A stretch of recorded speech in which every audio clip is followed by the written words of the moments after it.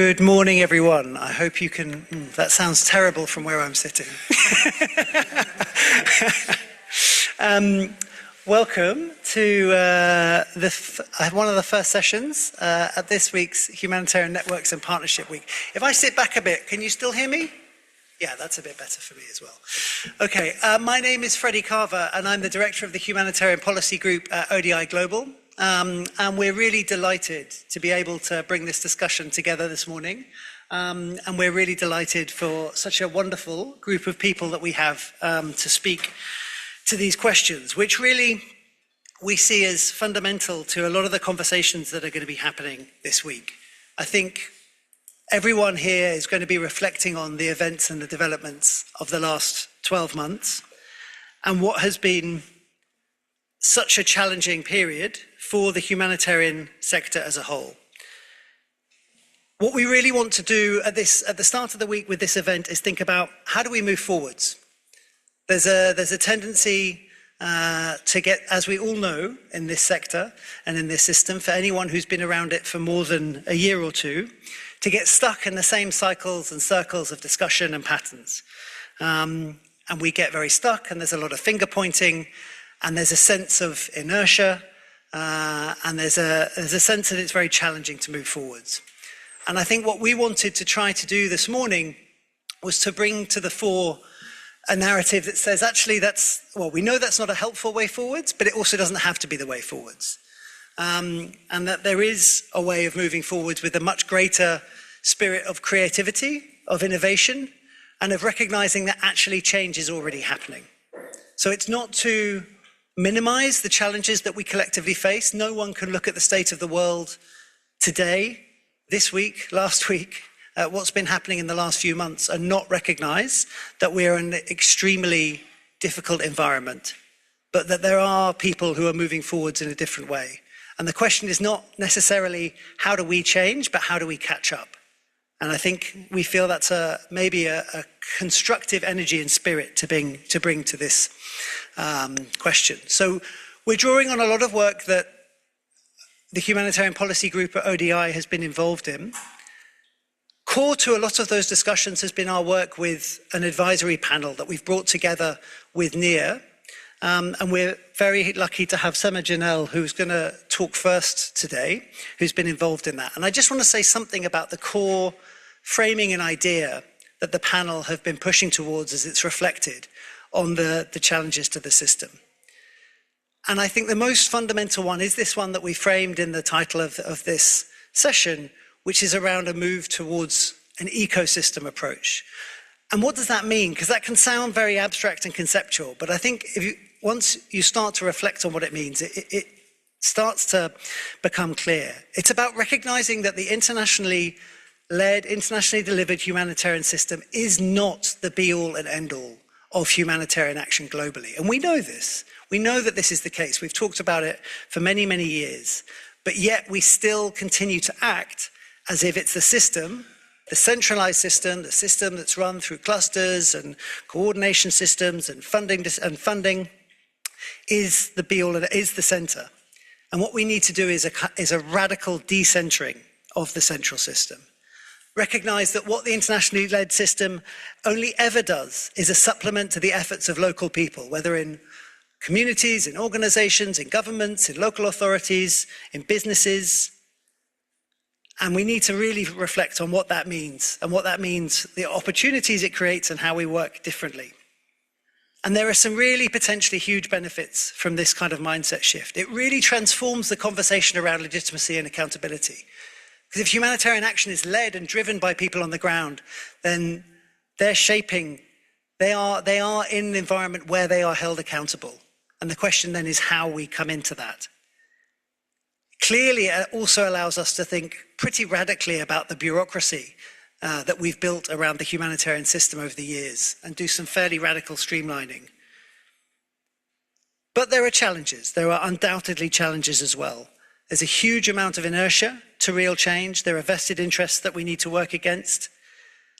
The question of risk sits underneath all of this, and the risk that funders and donors are willing to take in working with different kinds of actors and in different kinds of spaces.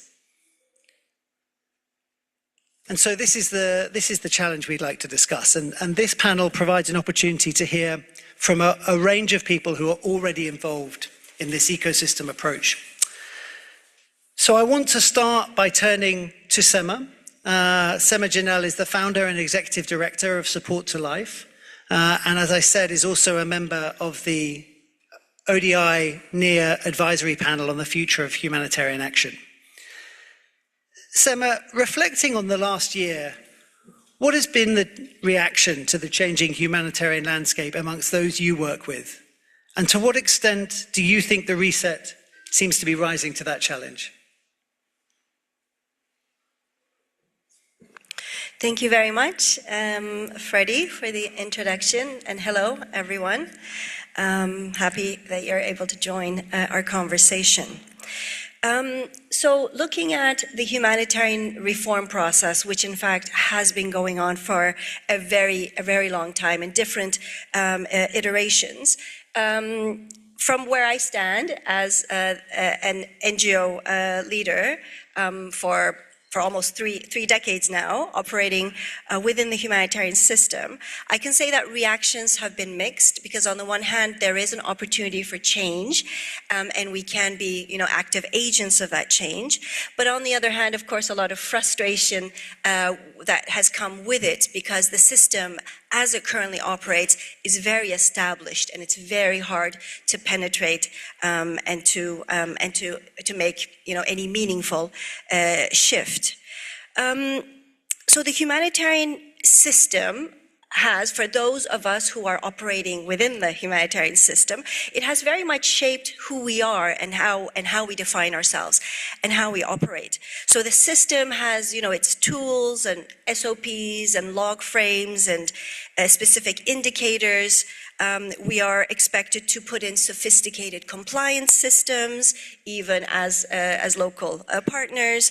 There is a very well-defined technical knowledge base in the humanitarian world. There's a language, a specific language and a jargon that comes with it. And of course, there's the cluster system and our role in it, and our participation is, again, very well defined. And in many ways, we, even though we are local national actors, NGOs, we are expected to replicate the INGO model. So there is one NGO model that is able to exist and is able to survive within the system. And this is precisely what we call capacity. So if you have capacity, you're able to operate in this complicated, complex, sophisticated system that we call the humanitarian system. But when we look at it, humanitarian, again, is very specific in that it rarely engages with public authorities, with host governments. National NGOs are seen only as agents of service delivery, and a very specific type of service delivery.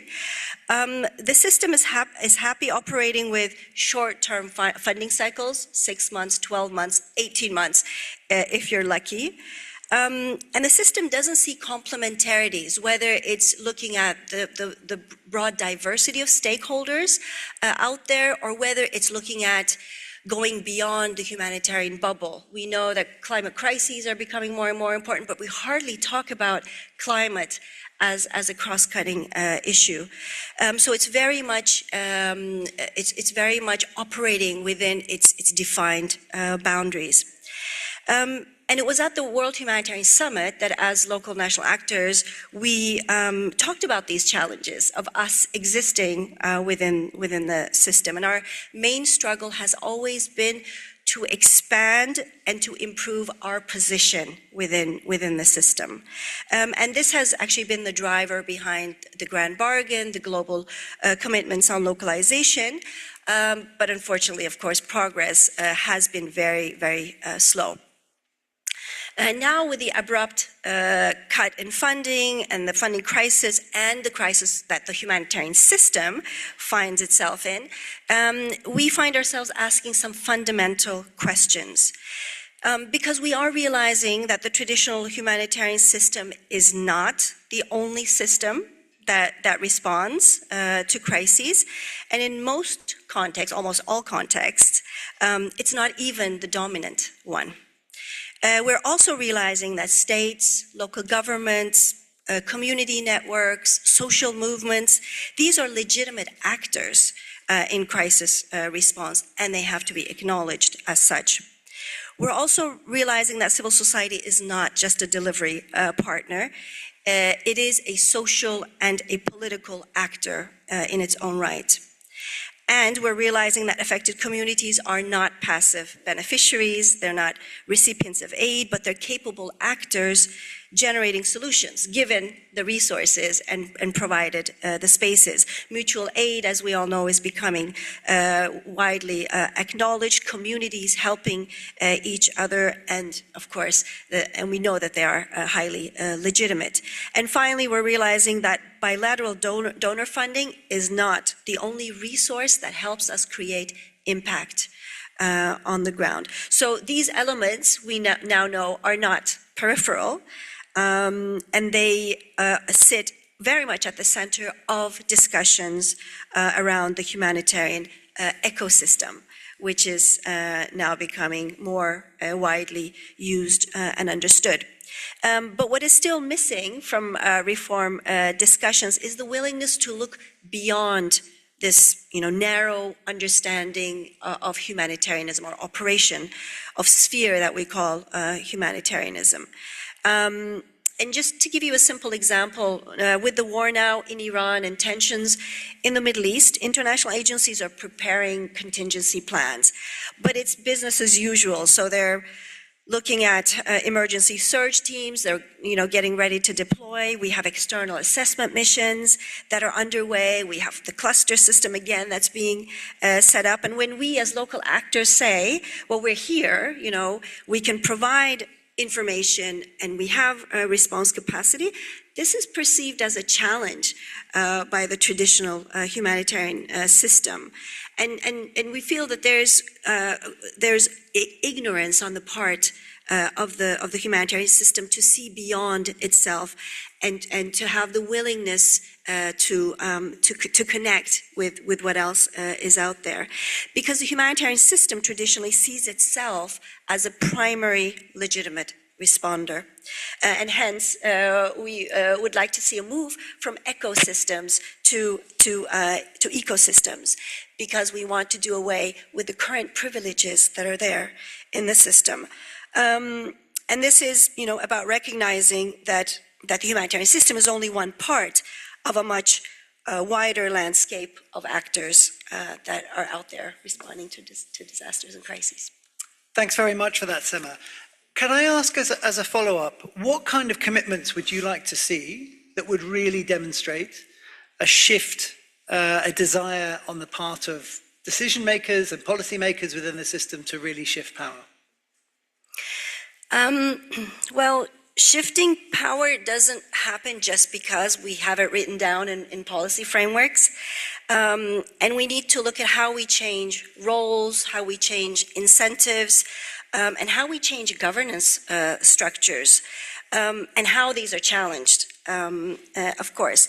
And for us as local national actors, this has meant for us taking up the leadership.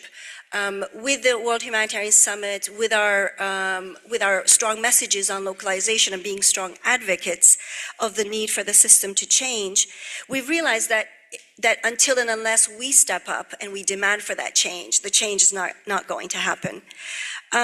So from my perspective, three shifts are critical. One, looking at role clarity and humility. What is everyone's role within the system? And international actors need not and should not be doing everything, or feel not the need to do everything. I mean, everyone has a clear added value, each actor within the system, within the ecosystem. And for local actors, this is definitely the fact that they have more trust in communities, they have more access, more legitimacy, more long-term presence where they are before, during, and after crises. So the ecosystem is going to work when everyone really turns, reflects inward, and looking at what their added value is, and not just focusing on dominating the system just because they can and they have the means to dominate it. Secondly, shared governance is a really important one. So an ecosystem requires shared decision-making spaces. And it's not just about inviting other non-humanitarian actors to the table, but it's about creating that space so that they can actually influence priority setting, influence joint design of programs, influencing the way resources are allocated, being included in governance structures of pooled funds, leading coordination platforms, joint advocacy, an area that we don't really look at in the traditional humanitarian system, but which is becoming more and more important. And thirdly, I would say redefining our understanding of accountability. Because for decades, the system has been talking about accountability to affected populations. We talk about the system to become more people-centered. We talk about the participation revolution. The Grand Bargain has come up with that term. We talk about meaningful participation, especially related to refugee leadership in the Global Compact for Refugees. But in practice, this has really meant just technical checklists, developing technical checklists, whether it's hotlines, feedback mechanisms, and complaints boxes. So accountability has never actually been about sharing resources and sharing the decision-making power. So from an ecosystems perspective, I would say accountability is basically about action being led by women-led organizations, by refugee organizations, by communities themselves. And we see very little of that, unfortunately. Thank you so much. One point I'd like to bring out from there is as someone I've known a long time once says, affected populations don't have a nexus problem, we have a nexus problem. And I think you really kind of brought that out with that point around kind of past, present, and future. But you also gave a great segue to our next speaker. So I'm delighted to bring to the panel Dr. Irene Dawa, the founder of Community Empowerment for Peace and Development, West Nile from Uganda. It's a pleasure to have you here, and also a member of the Feminist Humanitarian Network. So Irene, perhaps we can start. Can you tell us what you think the consequences have been of your organization and your peer organizations being seen as alternative to the mainstream of humanitarian action? How has that worked in practice?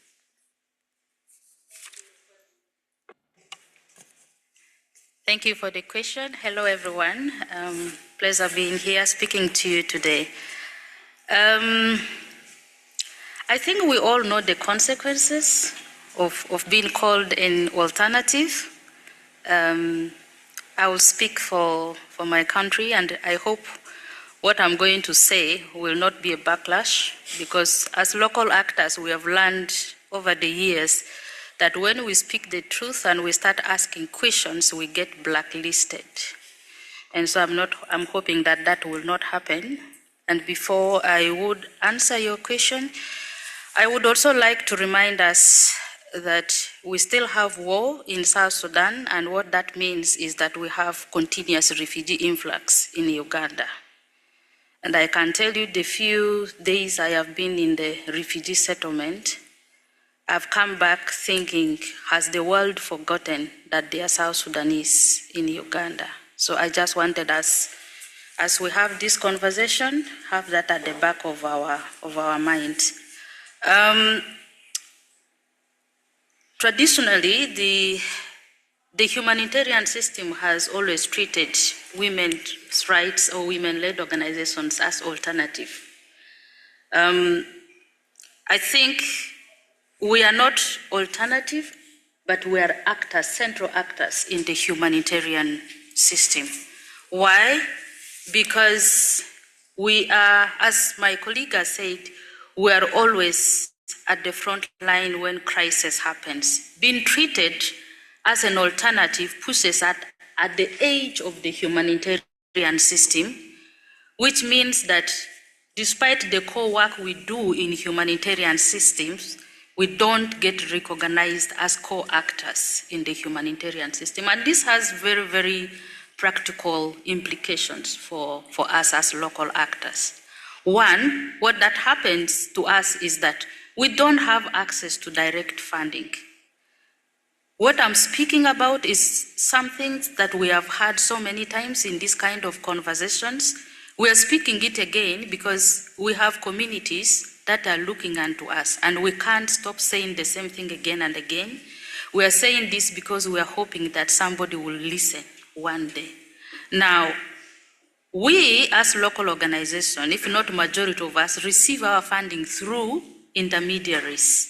For Uganda, mostly we work in consortia. We receive money from Oxfam, from IRC, from Care International, from Oxfam, name them. The monies come through them. That means that the administration of the money is managed by these INGOs. Now what happens is that as local actors, we don't even have direct contact to the donors who are giving us this money. We write reports, we send the reports, the end result of whether the report we have written is the one what is sent to the donor or not, that's a different story. But we try to do whatever we can do on our side. But also not receiving direct funding brings in the question of your capacity. Yeah, because when you work in a consortium, like $100,000 will be divided maybe around 3 different partners. So that means you only receive a quarter of that money. So at what point do you expect me to build my capacity to manage direct funding if you cannot trust the systems that I have? So that's actually the first consequences we experience as local-led organizations. Exclusion from decision-making processes, because donors will sit indoors and have the conversations at that level with the INGOs, with the organizations they trust. They decide which programs they will implement. In my organization, literally, I've been in a situation where you have been approached when a decision has been taken that this is going to be the title of the project, these are the deliverables, you are getting this amount of money and we're expecting you to do ABCD. I'm like, wait a minute. I wasn't part of that conversation. So how did we arrive that this is what the community needs? Because the danger with that thing is that you are delivering something to the community that may not meet their needs, because you have not consulted directly with the communities. You are just going there because you have staff, by the way, to keep, you have office rent to pay, you know, you have responsibilities, you have communities that are looking at you. So instead of closing your office doors, you are forced to take this money for which the decisions were made without you being present in the room when the decisions were made. So our voices are not heard because we are the alternatives. We are brought on board when there's no other alternative. It's not that we matter in this system, regardless of what we do. Yeah? Now, there is the challenge of legitimacy when you are being treated as alternatives. Of course, the donors and INGOs, if you are being treated as an alternative, the question comes with your capacity. A lot of conversation has been about the capacity of women-led organizations. And the question I always ask myself is, so me, as Irene, by the time I sat in my house and identified a gap in my community, and I said, I must create something to address the need of that community. That should already tell you that I have the capacity to think and to do things better. Now, when people are talking about capacity of local organizations, they're talking about whether you're able to tick all the boxes in their due diligence process. It's about money, it's about trust. It has nothing to do whether you will deliver this work or not. They don't even think about the legitimacy you bring in terms of your closeness to your community, your presence in the community from the day go. Nelson Mandela once said, if you speak to a man in a language he understands, that goes to his brain.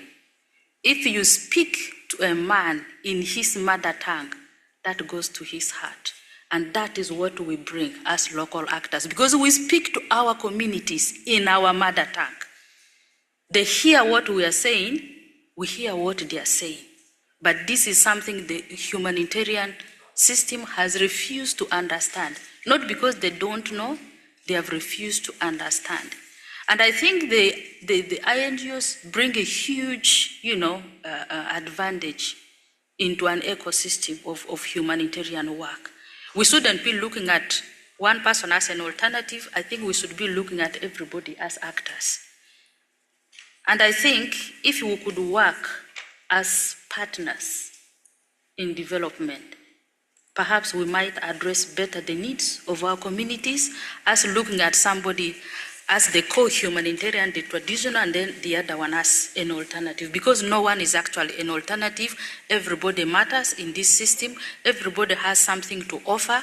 Everybody has their strength. And if we put that together, I think we run a better humanitarian system. Because what I'm seeing right now, the community has lost trust in the traditional system, and they're going to start losing trust in us, because we are now at a point where we are not even able to meet their basic needs because we don't have access to funds. And this is the situation in which we are.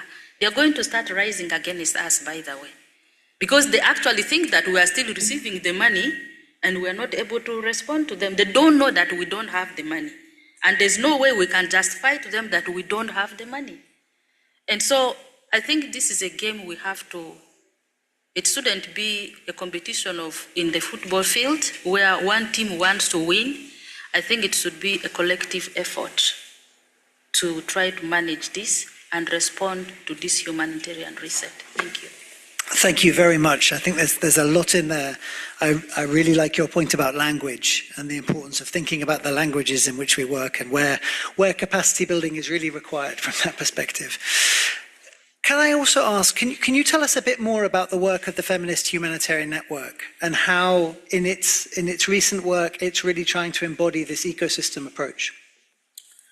So, the Feminist Humanitarian Network is not simply a network as such. It's a global movement of women-led organizations working collectively to transform how the humanitarian actions is designed, funded, and led.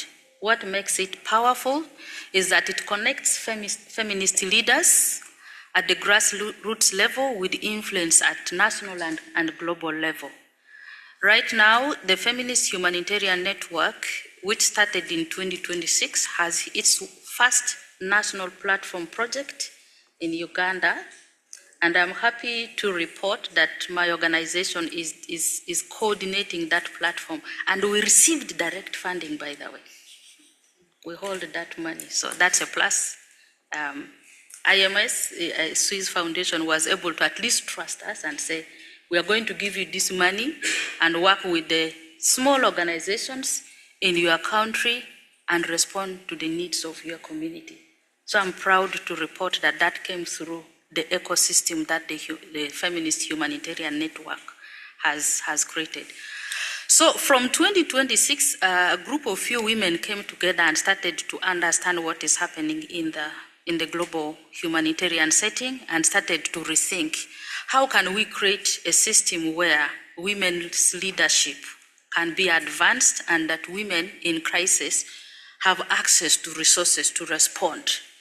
And so after several conversations, they decided to create this Feminist Humanitarian Network, and 70% of our members are women's rights and women-led organizations from the global south, and 30% is a representation from the global north.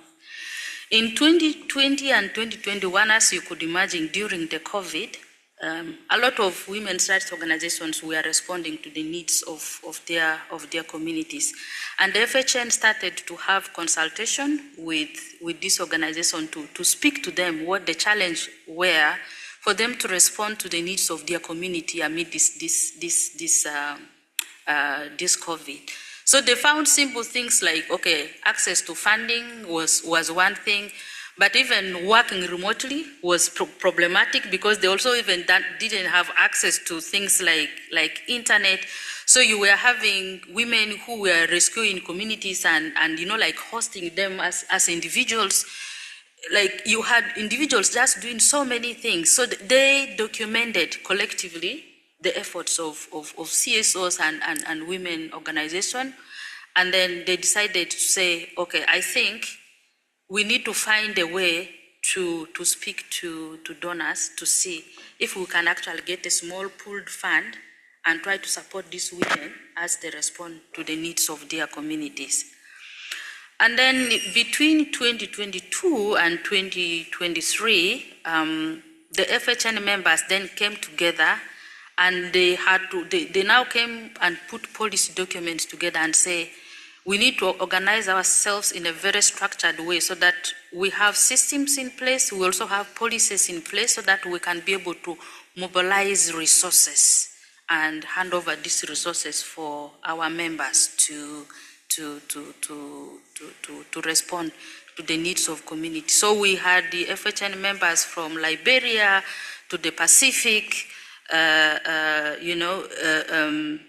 they started to mobilize women's rights organizations in different countries to be able to speak to donors inside their countries and to try to speak about the FHN. A lot of online meetings were held to discuss, to understand very specific country context to see, because the way you are going to respond to perhaps a crisis in the Pacific may not be the same way you will respond to a crisis in DR Congo. So they needed really to be very specific to understand the different country context so that when there's a pooled fund and decisions are made, it's based on the needs of the communities we serve.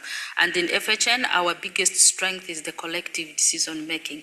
Decision is not made using the hierarchy like we would do in the traditional. We have collective discussion, we reflect on the issues that are affecting communities, and we make a decision in the best interest of the community, and we say, I think this community is the priority community in which we go to start doing this work, and then based on that, we choose where our fundings go to support the communities.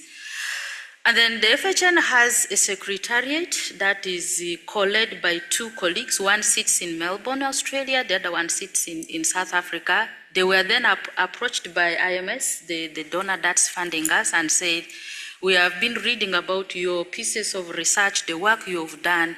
We would like to do a pilot project to see how we could actually fund directly women's rights organization in a country. And so this time, there were 3 countries that were proposed to host this national platform. It was Bangladesh, it was Ethiopia, it was Uganda. Now, how Uganda came to host this was because at this point, if you remember, most of the INGOs were moving out of Uganda. So the crisis in Uganda, as I said, it feels like a forgotten crisis. Like every month, by the way, we are receiving refugees, but also, as you know, with the categorization of the refugees, I hope all of you have read about that, where if you have just arrived, maybe you get some 60% of food, and then after a month you get 30, and then after the 3rd month you get no food. And so this thing has really created a lot of tension among the refugees. So we were able to document what is happening in the refugee settlement, and because everybody had left, then FHN, actually the global team, just decided, let us start this project in Uganda and see how the women's rights can start addressing that issue. So now we received $700,000 US from IMS. We are working with 32 women's rights organizations. 22 of them got direct, like they got project funding. 10 of them got funding which was specifically to build their capacity. We did a due diligence which was specifically focusing on identifying the gaps of these institutions.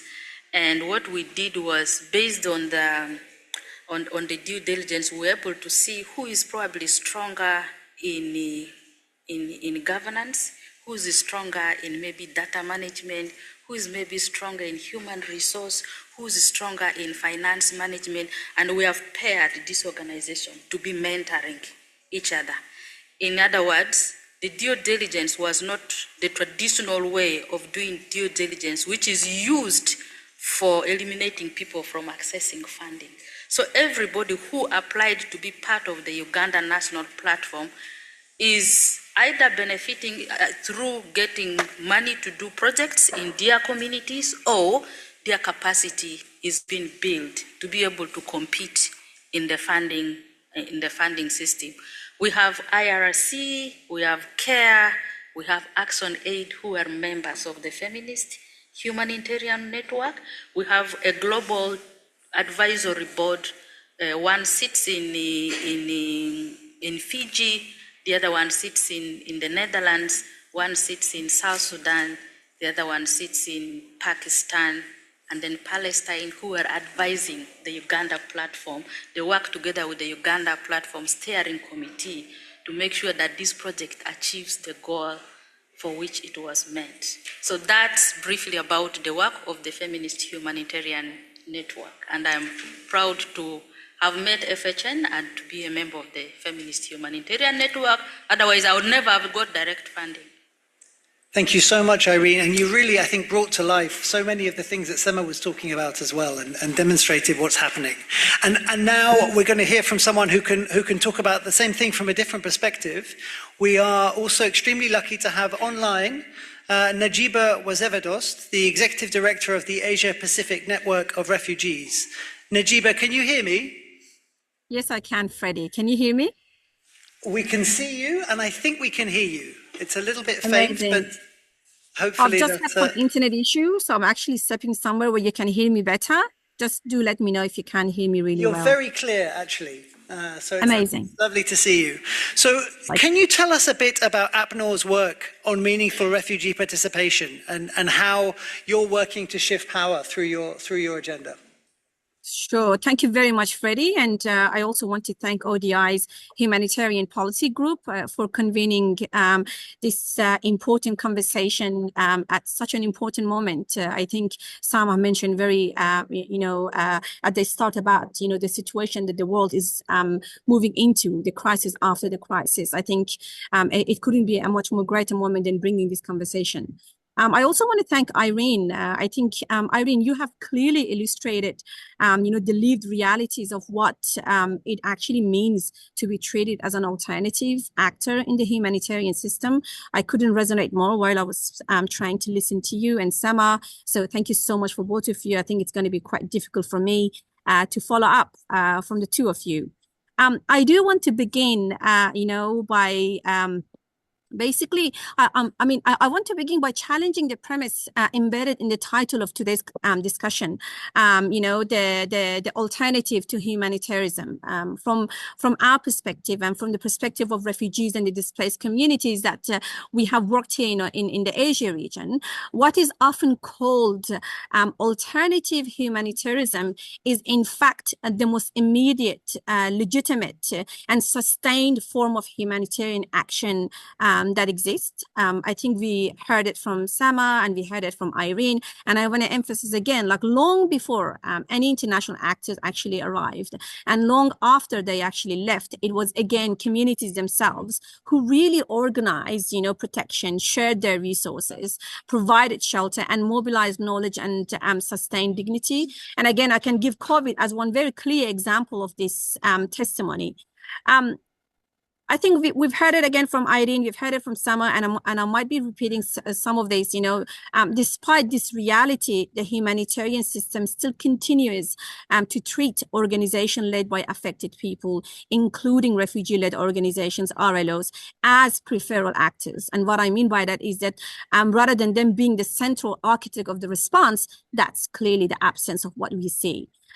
This is not simply a technical issue, and I think Sama was referring to that as well, which I couldn't agree more. It is fundamentally the issue of power, the issue of legitimacy, the issue of accountability, which again has been emphasized through the other speakers as well. And I think this is where meaningful refugee participation becomes quite important. It is not simply about consultations. Most often when we talk about meaningful refugee participation or MRP, we always say it's really about moving beyond consultation. How do we move from participation to a leadership level? And this is what we define MRP. And again, it's really about how do we share the decision-making power? How do we dismantle the power dynamics that exist between the actors, specifically for refugee-led organizations? And often, it asks, when we talk of MRP, it asks a very simple but very transformative question, and that is, who defines the problem? Who designs the response, and who is ultimately accountable to the people affected?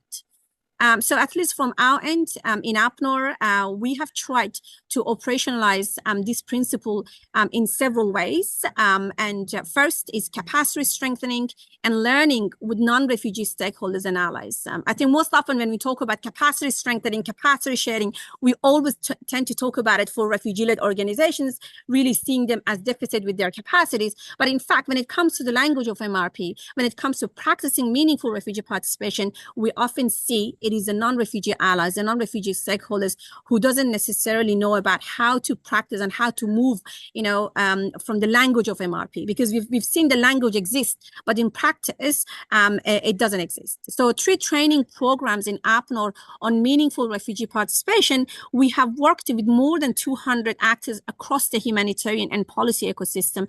And again, some of these actors included governments, and many of these included UN agencies. In fact, just in the previous Global Refugee Forum in December in Geneva in 2023, we trained over 100, international NGOs and donors to really, deepen their understanding of what meaningful refugee participation actually requires in practice. And these trainings were designed to move the conversation beyond consultation, helping institutions to really reflect on how decision-making, how partnership, and how program designs can genuinely include refugee leadership.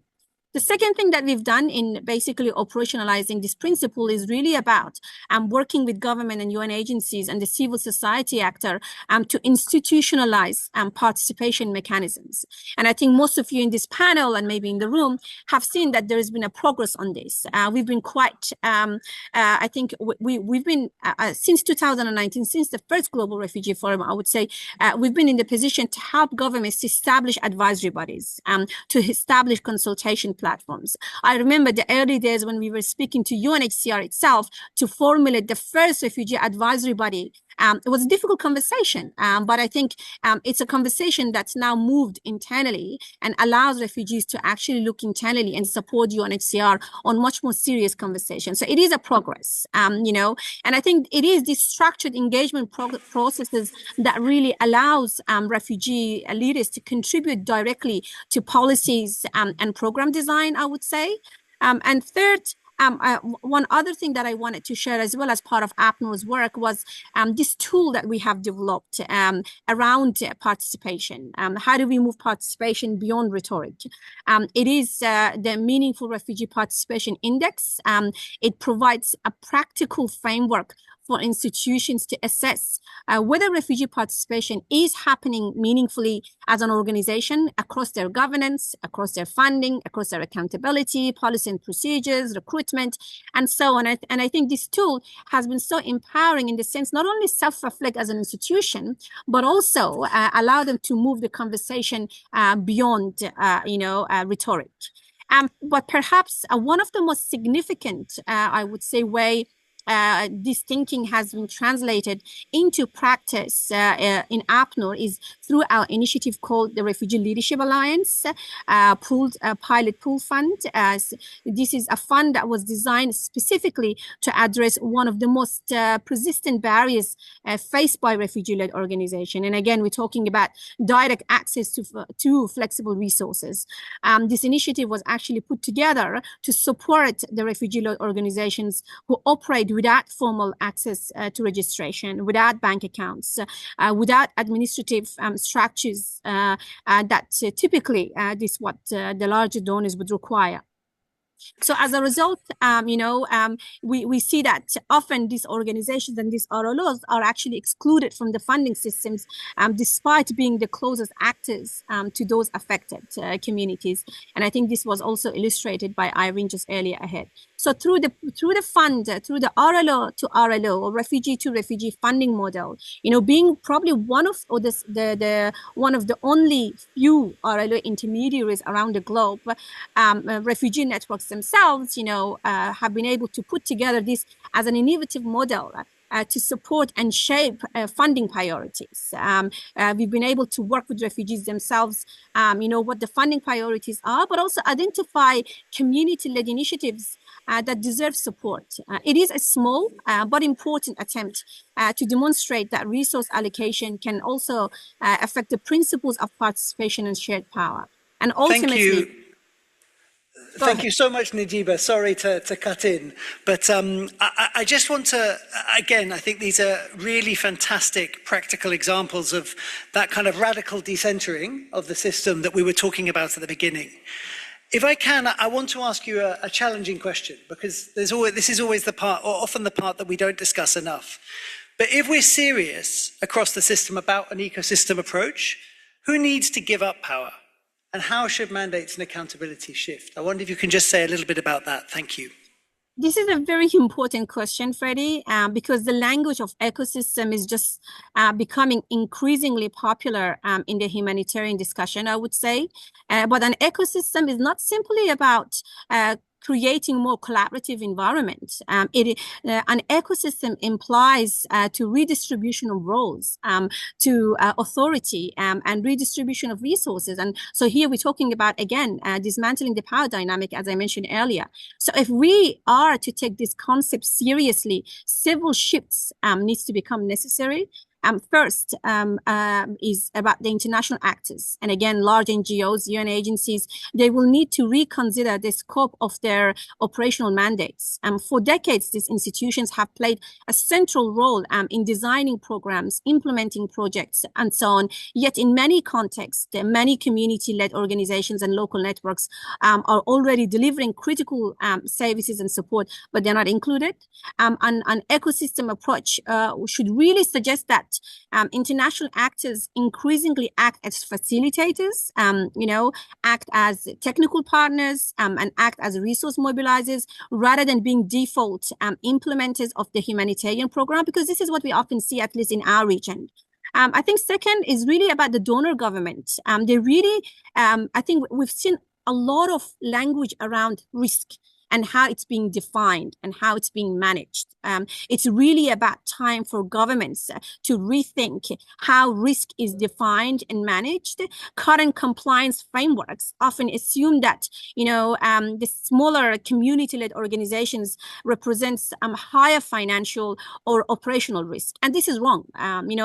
This assumption frequently ignores the risks created when responses are disconnected from the communities that they aim to support. So if we want to shift power within the systems, funding mechanisms for sure and must involve to trust and support the wider diversity of actors. And again, that includes refugee-led organizations, that includes refugee-led intermediaries. And lastly, I think, which I'm not going to elaborate so much because I know Sema and Irene spoke about it, is really about accountability structures. And this really need to change. The humanitarian system currently is structured in a way that prioritizes upward accountability, reporting to donors, headquarters, institutional government structures, and so on. This really, if you're talking of an ecosystem model, it does require a much stronger downward accountability to affected communities. And that means, the affected population must not only receive assistance, they must also be meaningfully influencing over the programs that are being designed, implemented, and evaluated. Over to you, Freddie. Fantastic. I think that's a really helpful challenge and very clear. And we'll hear from a donor representative in a second who can also respond to some of those points. And I think we can actually see the sun setting around you. I think you have to leave us for iftar shortly. So thank you very, very much for joining us, Najiba. We really appreciate it. Stay for as long as you can, but otherwise we thank you very much. Maybe a quick round of applause for Najiba. Thank you. And again, I think I wanted to say in front of you, those of you in the room, that you'll find a small piece of paper which highlights some of the work at HPG that we've been doing with both women-led organizations and refugee-led organizations on this topic. I think Nick has also put in the chat a few links to the work of the organizations we've been hearing from. Before we turn to you, Olivia, I just want to give my colleague John Bryant from the Humanitarian Policy Group an opportunity to complexify this picture a bit. We've talked a lot about the role of civil society actors, affected populations themselves.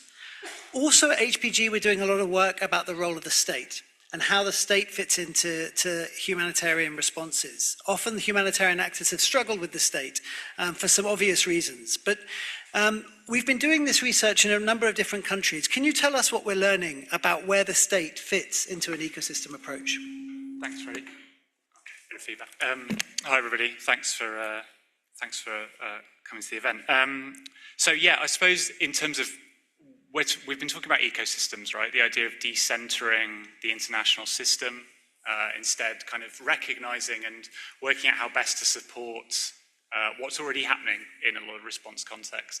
I think the elephant in the room with a lot of these ideas, though, is the idea of the state, as Freddie says, as an actor within that ecosystem in a lot of response contexts. That I think, you know, it's not just one actor. Of course, it's a group, you know, from national to local government, you know, different ministries.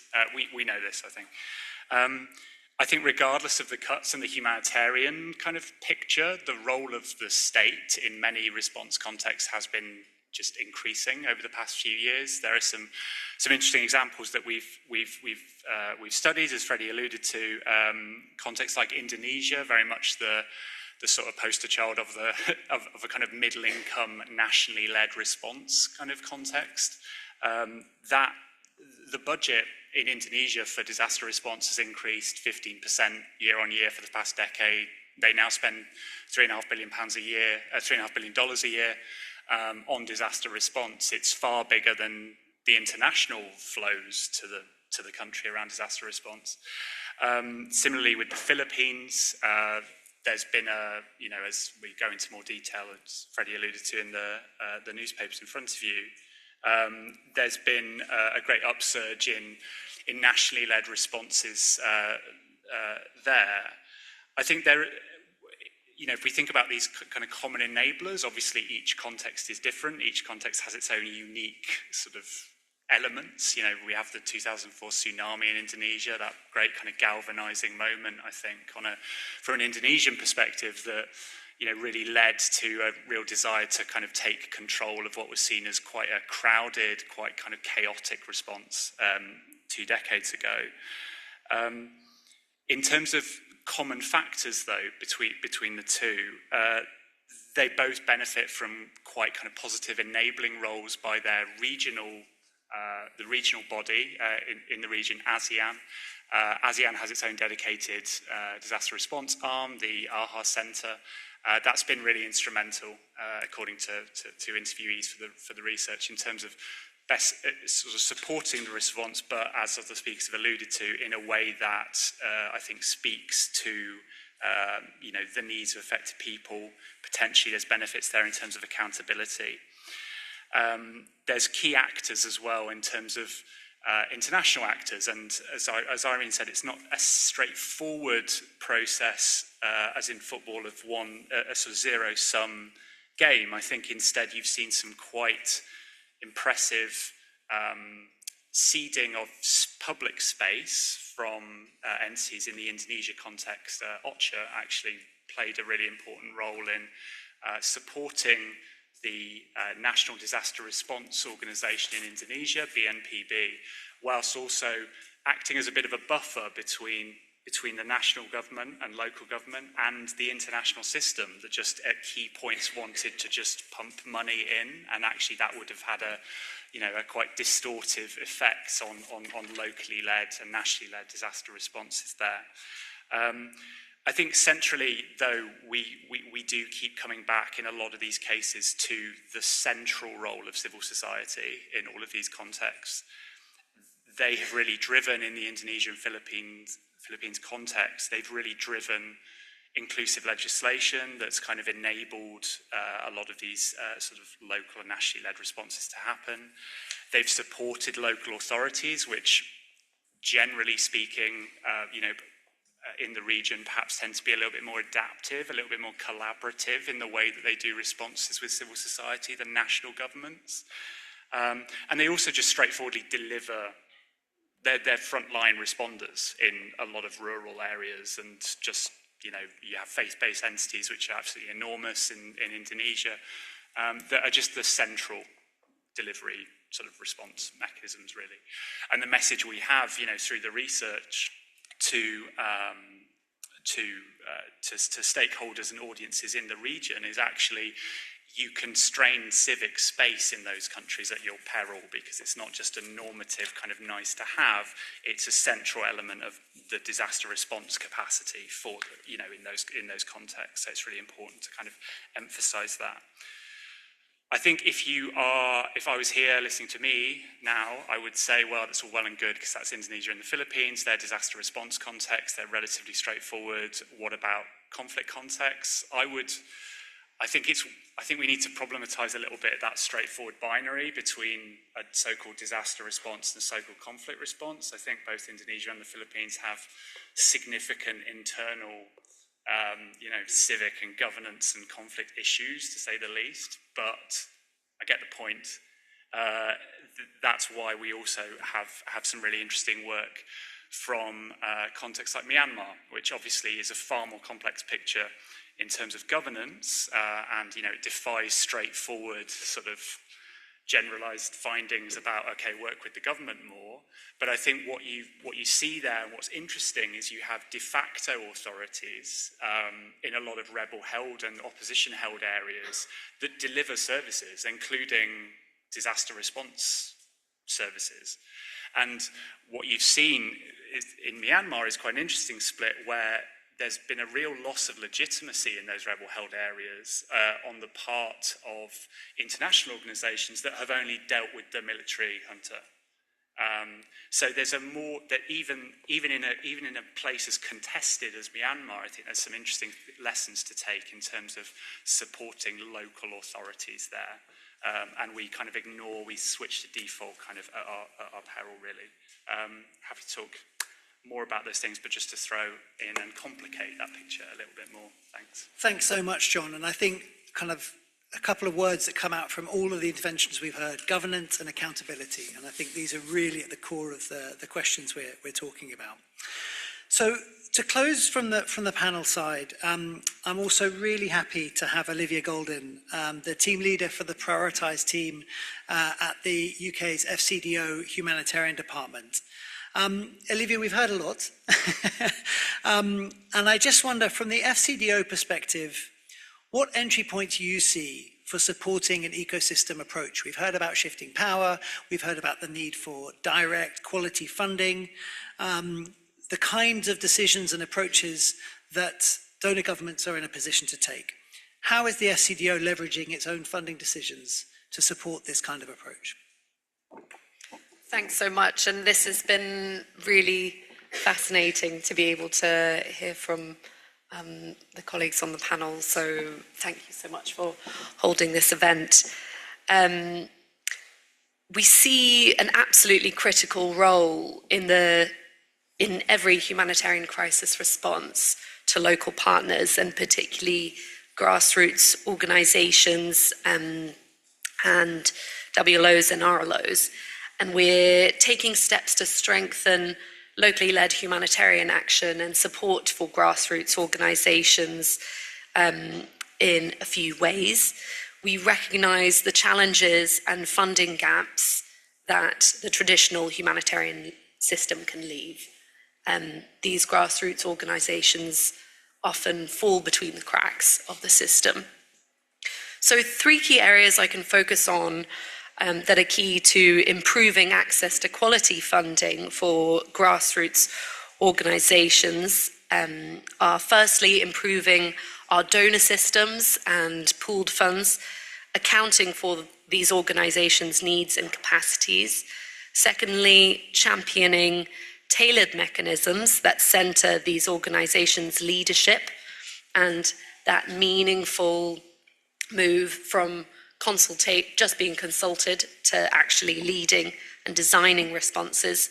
And then I'll go into a practical example of what we're doing in a country context. So donor best practice, we've been working with other donors to really pin down how we see pooled funds as improving to support grassroots organisations. And we recently published donor guidance for pooled funds, co-authored with Denmark and Switzerland, working with other donors, and we're strengthening internal guidance as well. It's critical for effective pooled funds and funding to local actors more broadly that we have predictable, timely, multi-year funding so that these organisations can properly plan. And although we're cutting our ODA this year, we'll soon be announcing a 3-year allocation, which should help with partners' planning. We also are keen to drive forward equitable partnerships with costs, overheads, and risk mitigation resources cascaded fairly down the delivery chain. It's critical for us that pooled funds are accessible to grassroots organisations, including through some encouraged quotas and proper tracking. And we're ensuring tailored approaches to capacity assessments. An important part of the picture that we're focusing on is adapting our own systems to reduce the burden of procedure on smaller community-rooted groups like WLOs and RLOs, because we know that they often lose out just because standard donor processes are designed for larger organizations, and that was the assumption when a lot of these structures were designed. So we're simplifying reporting, harmonizing due diligence requirements, and trying to reduce our contracting processes. For example, through due diligence passporting that we announced last year, and actively encouraging locally led throughout our programming guidance. For example, our program reviews now have to take account of local partners' views. And we're really importantly listening to local partners as part of our design of these program processes. For example, our work with APNOR for refugee perspectives in our programming guidance. There's lots more to talk about on shifting the power and role of governance, but I know we've got lots more sessions on that throughout the conference. So going on to the tailored mechanisms and the importance of this for centering grassroots organizations' leadership. The First Response Fund is a prime example of a big success on this.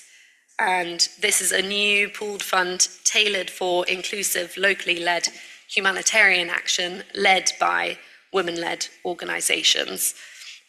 It channels rapid, flexible funding through an expanding global network of over 50 women's and feminist funds. And these funds work directly with local women-led organizations, women's rights organizations, as well as other grassroots organizations, to design the interventions. Through this, it centres women's lived experiences, and the response priorities are shaped by women and other marginalised groups on the ground. Through leveraging these groups' expertise, proximity, social accountability, the trust and legitimacy that Sema and Irene talked about, that speaking the mother tongue and familiarity with the affected populations.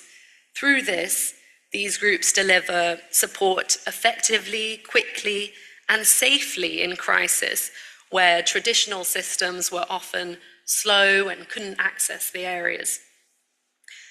These organizations also manage to reach hyperlocal and marginalized groups, which would often be left out of mainstream responses. We've been championing the First Response Fund since its inception, including seed funding and specific country responses in Philippines and Sudan, and we hope to take this further. In Sudan, going to a country example, we've shaped a portfolio that steps up to support local responders, including mutual aid groups like the emergency response rooms in Sudan and women-led organizations. This includes funding to the First Response Fund. And we've seen there that through setting priorities based on affected communities' needs and preferences, it has delivered. Also through Sudan Humanitarian Fund, where we're the largest supporter, the fund has increased funding to local actors, now 23%, and improved our risk-sharing practices. Could also talk a bit about proximity to humanity, which passes funds directly to the emergency response rooms, and Sudan Cash Consortium, which has provided group transfers to mutual aid groups and WLOs with significantly lower overheads so that more money reaches the people who need it, while driven and prioritized through local organizations. So I've talked a bit about improving donor systems and pooled funds, the value of tailored mechanisms like the First Response Fund and country application, and hopefully later in the conference we can go more into the shifting the power, roles and governance. I realise I want to keep time for questions. Yes, thank you. Maybe before we hand over to questions, one final question for you, which is to pick up on this very hot topic right now of pooled funds, and just the sense to which you are finding other donors, other governments aligned with your vision, your priorities for the pooled fund system. We've obviously just had this very large contribution by the US government around the, although smaller than previous US funding levels, obviously, but through the pooled fund mechanism. And just any reflections you have on how easy it may be to align these kind of objectives and priorities through the pooled funds. Thanks. Yeah, thanks for that. The first thing to say is that we really welcome the US decision to channel 2 billion through OCHA's pooled funds. This is a major vote of confidence in the UN-led humanitarian system, and we hope it opens the door for further US funding and also shows that their keenness to embed in the existing system while rationalizing the admin burden through using pooled funds. So that's a real positive. And we're working very closely through our sustained support to OCHA's CBPFs to make all of their funding align with our reform priorities so that we have a prioritized, effective, inclusive, locally led and people-centered approach. And we've continued to encourage OCHA to develop a CBPF roadmap that delivers on its commitments towards these priorities, a locally led approach, more funding reaching local organizations, more equitable partnership, stronger risk sharing, and higher quality funding. And that includes to grassroots organizations, women-led organizations, refugee-led organizations, and also tracking that progress to fund them. Yeah. Fantastic, thank you. Okay, so we have about 20 minutes left, I think, in this session. I do want to open it up. We have a lot of people in the room here. We also have some people online. I know we have one question online. I see one question coming. That's great. For asking a question, you can just use the microphone button on your desk. So yeah, I'll open it up and then we can come back. Thanks. Please introduce yourself. Hello, this is Lubna Al-Kanawati. I'm Executive Director of Women Now for Development. We work in Syria, Turkey, Lebanon. And I just have a comment. I don't have a question. It's I think the system really need a coordination body. But I think this system, the humanitarian system, has failed us several times with the crisis. It's not quick enough, and it's not sensitive to women-led groups. This is really a reality. Whenever there is a crisis or any critical situation, the bureaucracy of the system make all the work. I don't know if it's worthy anymore. And I know that the situation, the political situation affect a lot, everything will happen, but the system is built to work with the states. So when there is an absence of states, there's authority power. The system shows how it's the weakness of it. It's very weak. It cannot operate without functioning states. And this is lead us that the local and grassroots are stepping up to replace the states services. They are not even have access to the resource of the system because they are not eligible. And we saw this very clear in 2023 when the earthquake hit Turkey and Syria, and then all the rescue team just stand by the border waiting for Assad regime to approve them to enter north of Syria, and therefore like 15 years we are not seeking their approval for entering the area. So they've been operating in the area to help people, but when the crisis happened, they just step up. So this kind of confusion or of this political decision, it's really affect the system when the crisis happen. And humanitarian means that we are response to mostly to a very fragile context, so there's always something missing. So I think, I don't know how to make this money flexible and available, accessible, but also as a woman-led organization, we don't have access to this money.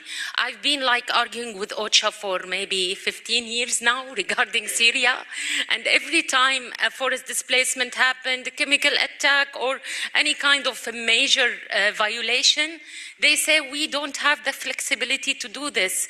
And the emergency fund that you need to access, it's very difficult. It's almost impossible to access. So yeah, thank you. Thank you very much indeed. Yes, I have one here and then one at the back. Hello, James Silverman, Head of Humanitarian Programs at WJR. I've got a short but practical question. I'd love you to talk about managing complexity and managing risk. I see this as one of the big blockers for actually practically letting the funds flow to local organizations.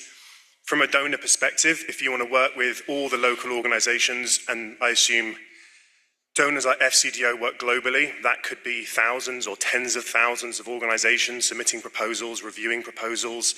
How would you select the good one? Do you do due diligence on 10,000 organizations? So if we want to do this, we're just talking, but what about a practical discussion on how does the donor community manage that complexity?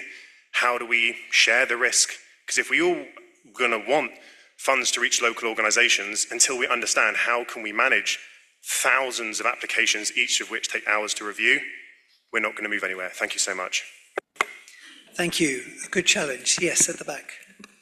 Hi, my name is Louisa. I'm an independent.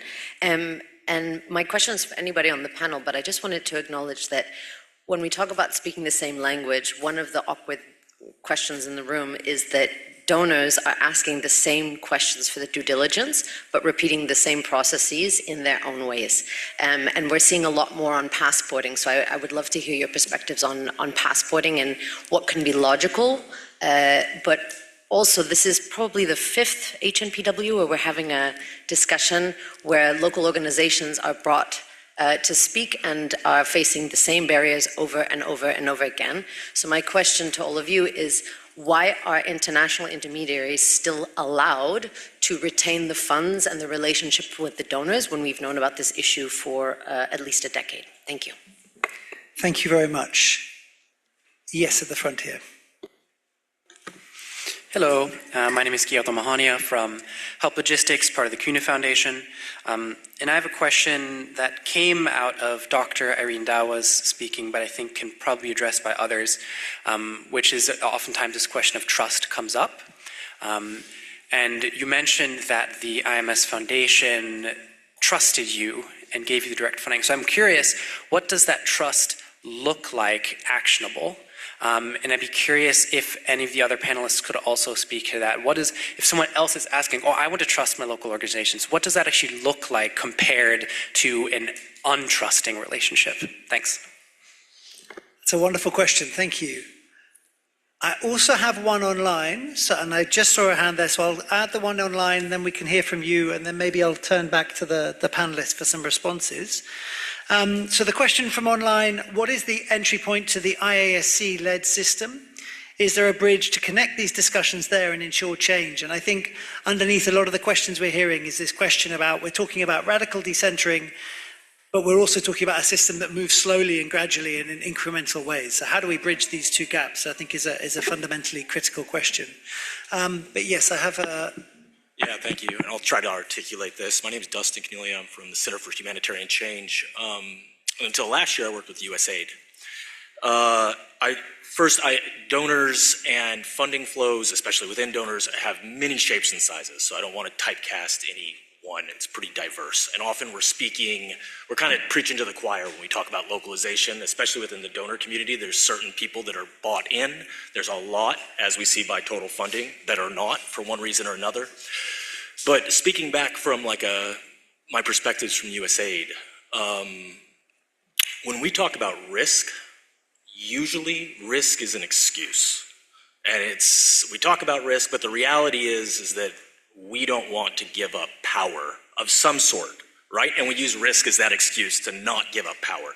So I think that and not to say that risk isn't a thing, but it's not the main thing, not even close. So if we want to kind of take this to the next level, let's look beyond risk and say, what is a lot of your panelists talked about roles and identity of different people, of donors and their surrogates. So if we want those people who have power, systems exist because it's working for somebody, and we all know who it's working for. So if we want them to give up power, we have to ask, and when we say power, we say decisions for letting local people make their own decisions, I would say, is to say what sort of outcome we want to see. What are we going to try to give those people, those donors, those surrogates who don't want to move in return within their role and their identity so that they're willing to give up these other types of power so that local people can make better decisions in the complex situations where they live? Thank you very much. I see one more hand. Let me take one more hand and then return to the panel. Thanks. Thank you. This is Antonella Bernardini. I'm a senior policy advisor for World Vision International. Thank you so much to all the panelists and for the discussion. My first question is for FCDO in relation to the pool funds, to the OCHA managed pool funds. So we have heard from the room and we are aware of the barriers that persist in relation to accessing some of these funds in some contexts.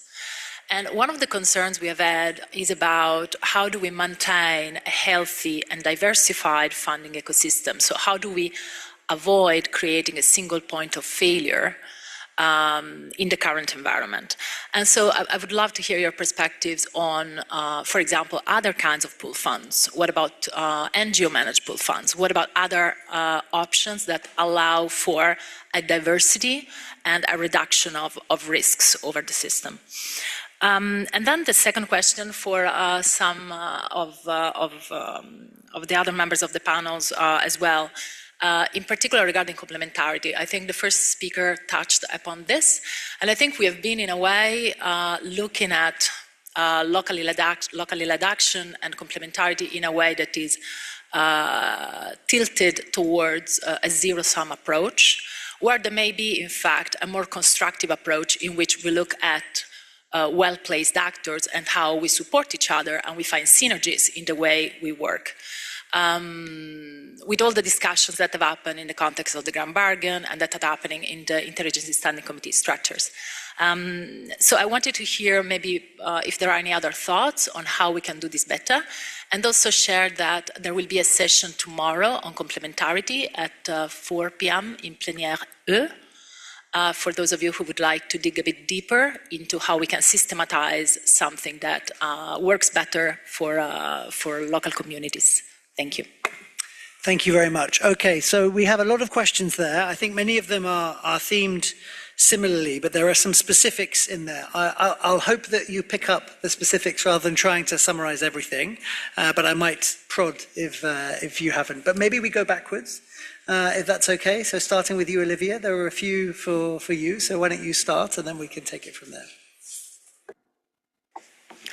Thanks. Yeah, really important, though difficult questions, I will say.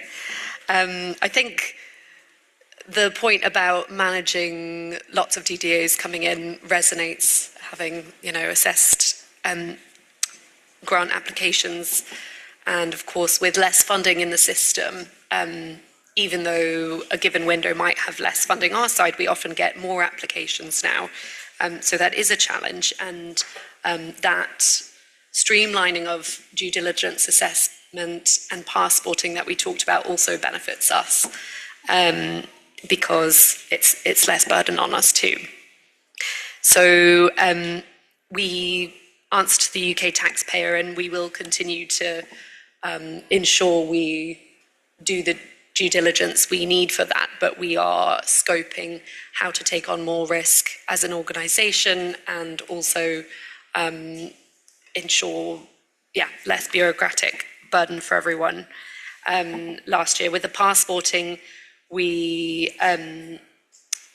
the due diligence passporting we did reduces paperwork for organisations that meet core humanitarian standards, but this is a start, and we know that even that takes quite a lot of capacity for organisations and also has a cost for them. Useful to also hear about the need for diverse pooled funds, and I should say that when I was talking about pooled funds, I do include NGO consortia in that, and different types of pooled mechanisms that, as you say, can diversify risk and are important for a healthy ecosystem. So, I completely agree with that. And the OCHA pooled funds are one part of the system, an important part, but absolutely not all of it. Maybe I'll stop there for now, and we can always chat afterwards. Thanks. John, can I turn to you? On specifics? I don't know. I'm happy to. Okay, sure. Sorry, I want to hear from everyone else as well. I think so many of these questions ultimately boil down to the idea that you need to adopt, and for NGOs and donors and stuff in the room, just adopting a bit more of a kind of governance literate kind of approach, I suppose, in a lot of these contexts, and just within a system that's like under a lot of strain, just using kind of relative positions that still do exist to just basically kind of provide cover a bit for local partners. We're going to talk a lot. There's a lot of talk about funding, but it's also about power as well, isn't it? And just using your kind of respective power to provide that cover for local partners, not least as civil society organisations in their own countries, which are increasingly under strain as well. So sorry, let's keep it going. Thank you. Dr. Irene. Yeah, thank you so much for that question. A simple answer, that thing when you're having a conversation with somebody face to face and they're looking at you and want to trust what you're saying. Now, before the IMS made a decision whether to give us the fund or not, they told FHN, we want to speak to the founder of CPAD. We want her to tell us the story. That was after they had the proposals and everything. They just needed to make a decision, but they were not sure of whether the proposal FHN gave them was telling them the story from Uganda.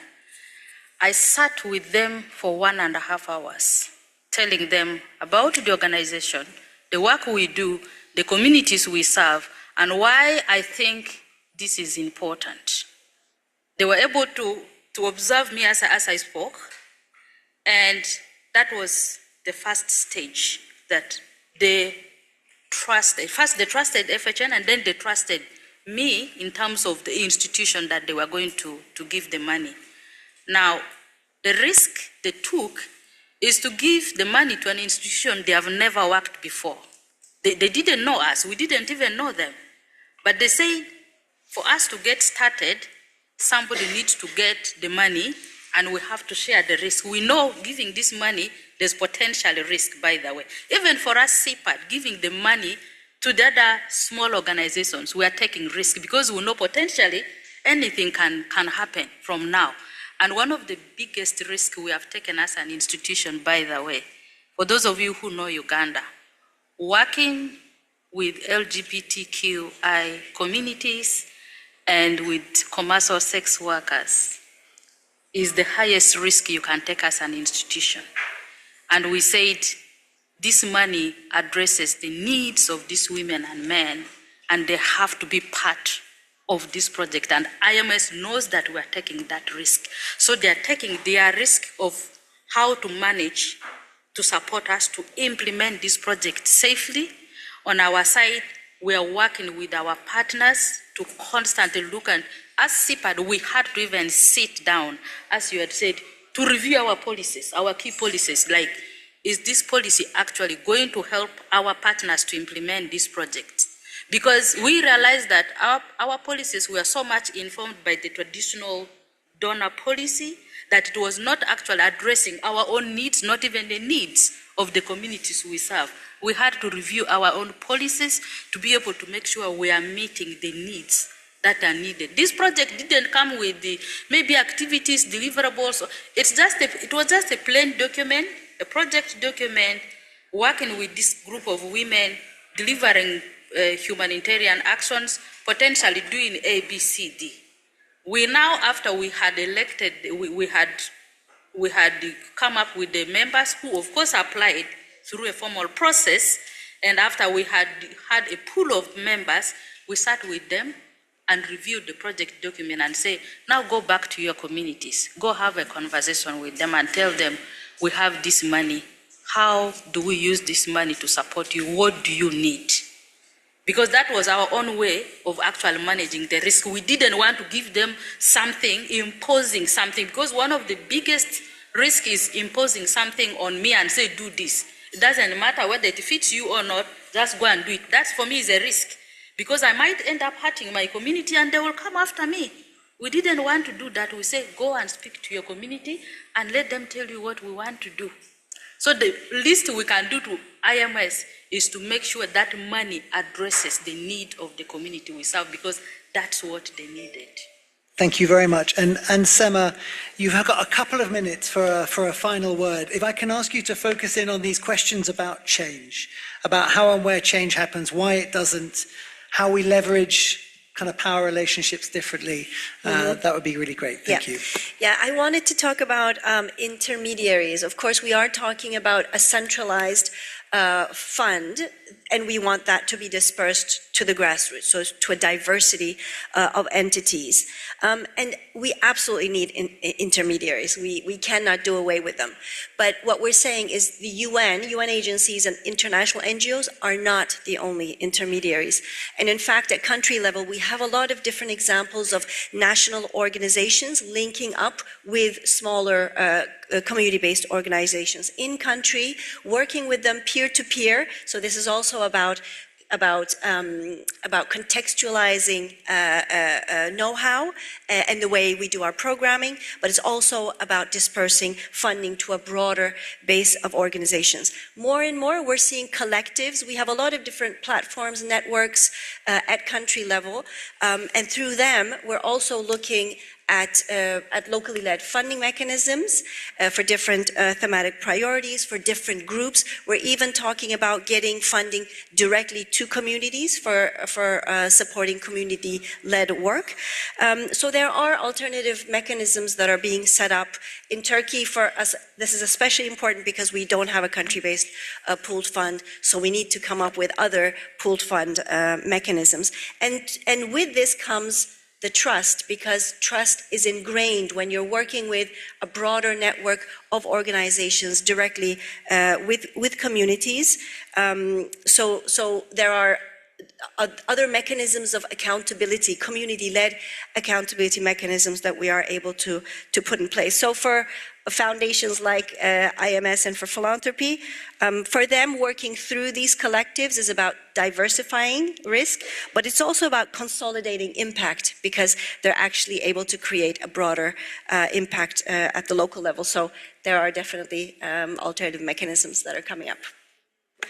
Thank you very much, Sema. So I just want to close us out. And I think, I'm always struck in this conversation about there is this dilemma, this dichotomy between the need, we all know there's a need for radical change, there's a need for a real alternative vision to what we have now, but we also know that we have to deal with what we've got and there's incrementalism. And somehow we need to hold those two things in our heads, I think, at the same time. One does not preclude the other. They might come into tension and they might come into conflict with each other. And I think that's where interesting conversations about how power can really change starts to happen. But I think we need to be able to kind of pursue both these tracks at once, I think, if we're going to get to a better place and actually move this conversation forwards. So I just want to say thank you. I also want to say on your desks, there are feedback forms. We would really appreciate it if you could fill them out. It really helps us in terms of thinking about how we structure and organize events like this. So please take a moment to do so before you leave the room. Otherwise, as I said, you've got details of some of the work that HPG is doing on this topic in front of you, and we'd be happy to continue this conversation elsewhere. And finally, to say a huge thanks to our panelists for the time and effort they've given up. We really appreciate it. So thank you very much, everyone.